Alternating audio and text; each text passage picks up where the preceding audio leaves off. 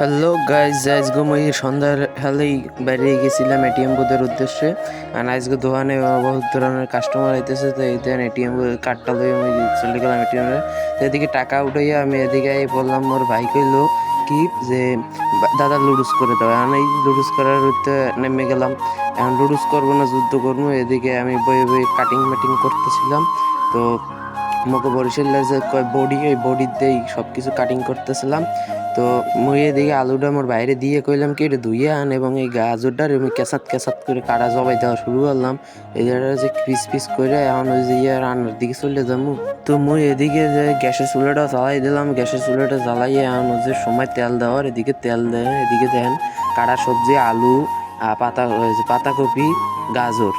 তেল গরম হইতে আছে, তেল গরম হইলেই আমি কাঁচাত করে পেঁয়াজগুলো মরিচটা সাইডে দিলাম।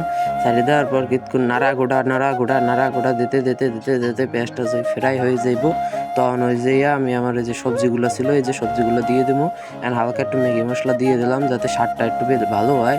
অ্যান্ড দেওয়ার পর আবার একটু ঘোড়াঘুড়ি করার পর এদিকে লুডুস দিয়ে পানি দিয়ে ঢাকিয়ে তুললাম। এদিকে দেন কি লেভেলের ফোটা পড়তেছে, মনে হয় যেন বা পাশের বাড়ির কাকি যেরম আরেকজন উপকার দেখতে ফোড়ে এরম।